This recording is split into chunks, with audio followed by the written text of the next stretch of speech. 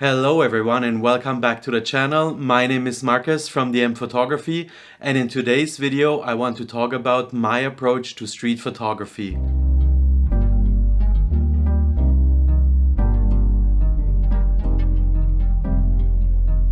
As many of you who follow this channel on a regular basis know, I am a people and street photographer and I shoot mostly with Leica M cameras like the Leica M-D here. I have also a couple of videos around this camera on the channel if you want to check them out and you haven't seen them yet.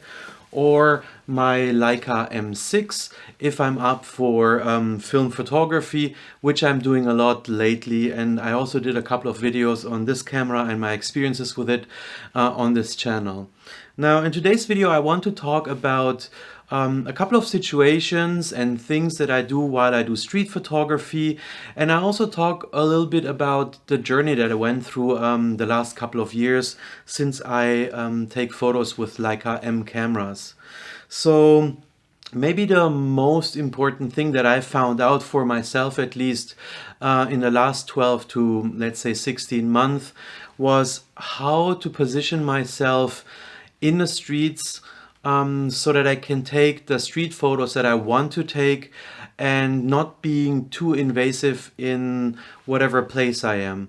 And what I found out is that one needs to have patience. So usually if I find a good spot with a beautiful light and I think that something might be going on in this scene, I position myself in this, let's say, corner of a street, for example, and I start taking photos. First of all, to warm up and to get familiar with the scene and the light and everything. But secondly, I can now stay in this place for a while and basically camp out and see when something interesting happens. And the advantage of being in one spot for a while, and this can be, I don't know, 5 minutes, it can be 10 minutes, it can be 15 minutes, or however long I'm up for staying in this one place. Now, the advantage is if you are already in this place and people walk into the scene, I don't try to hide there. I want to become part of that part of the street. So when they enter the scene, they obviously see that there is a photographer. And that gives the people who walk by, first of all, the chance to signal to me that they don't want to have a picture taken of themselves, which then for me is the sign to not do it. So I personally do not take photos of people who do not want to be photographed. But on the other side, if they see you and they accept that you're there, obviously they're coming into your territory. So I happily take pictures if someone is just walking into the scene, sees that I'm there, is completely comfortable with me being there, and just walks by.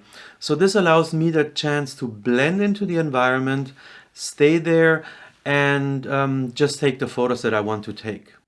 Now, the second situation when I am in, let's say, street photography mode is when I walk through cities. And when I walk through cities, usually I look very far ahead. I pay attention to the light, obviously, how the scene looks, but also if there are interesting people coming along my way. And also I look behind me. I try to be aware what is going on. And I mean like 100 meters, 200 meters away from me, just so that in case there's something interesting going on, that I have the chance to position myself, to set my camera up and to wait until these people walk into my scene. And also, again, with the same principle as earlier, I am already there when they come, so they can signal me if they're not comfortable with me taking a photo of them. The third thing that I do when I do street photography is the people photography part, or the street portrait part, where I would take photos of people who are strangers to me. And I have a couple of things here that I want to mention to you in this video. So first of all, I do not try to take photos of anyone being in misery or so. So if I want to take a photo of someone, I want to make these people look beautiful or look their best. And I want to take this photo to capture this moment and to give respect to these people who I take photos of. So I do not run around and just randomly take photos of people, jump from behind a corner, take a photo and disappear again. If I found an interesting person that I would like to take a photo of, I approach them, I talk to them, I ask them if I can take a photo of them, and I also exchange contact details if necessary, or tell them about my social media channels in case they want to follow me on these channels or see what I generally do. This is very important also when you take photos with an analog camera like the Leica M6 or the Leica M-D, which has no back screen. So people need to understand that if I take a photo of them, they will not immediately see the result of the photo because neither of my cameras have a back screen. So I want people to feel absolutely welcome and comfortable before I take a photo of them. Street portraits are not something where I want to surprise someone. I don't want to jump in someone's face, take a photo and then disappear like Bruce Gilden, for example, did. This is absolutely not my style. And it generally took me quite a while to start taking photos of people. This was for me the hardest discipline to master. Or master is actually probably the wrong word. I'm not sure if I mastered anything, but this is the last thing that I now try to get into. And I'm sure that many of you who see this video might also be a little bit hesitant when taking photos of people. So I know it's very hard, but I think for me, the way I found it works the best is really approach the people, be open, and do everything I just mentioned before. And the last part I want to talk about is a little bit the gear.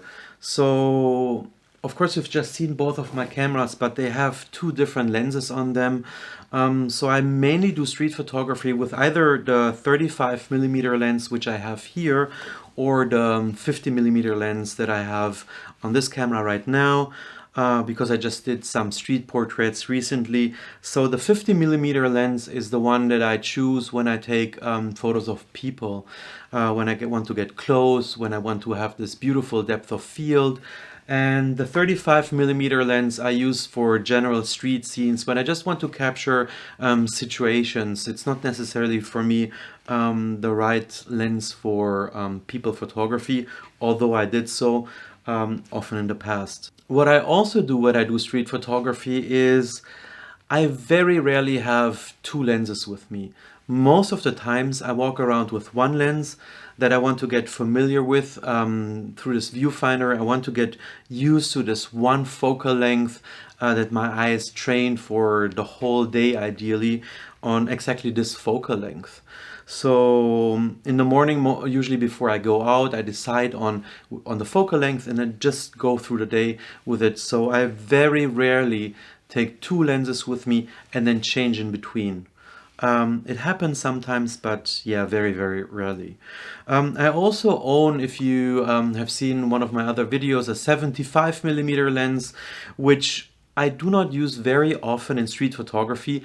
This is more this type of fun lens that I sometimes take with me, and I take just that lens with me to force myself to do 75mm focal length photos, which are sometimes also very interesting, but often I also see the limitations of this very narrow focal length. I consider myself as a beginner street photographer.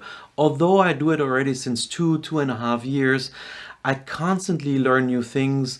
I constantly still change my style or try to find my new idols or something that I really want to represent when shooting street or people. I learn every day I go out. I always carry a camera with me, no matter what, even if there is a day when I don't take a photo, which is very rare, but it happens. And I'm still on this journey of finding my style. And yeah, I just wanted to talk in today's video about where I'm currently, how I approach street photography. And I'm very curious what you think about what I was just talking about, or how you approach street photography, or if you have tips for me, either for camping out a location or taking people photos. Please leave them in the comments below. I'm happy to read them and learn from you, because I'm sure that many of you have way more experience with street photography than myself. I personally enjoyed making this video and writing the script, thinking about what I want to talk talk about in this video, to just reflect on myself, where I am currently with street photography, and also reflect already about where do I want to go with my street photography in the future. I hope you liked this video. If you did so, please hit the like button below. And also, if you like this type of content and you would like to see more of me talking about my photography, please also consider subscribing to the channel if you haven't done so. Also, if you want to see more of my photography itself, please follow me also on Facebook and Instagram. I will leave the links here.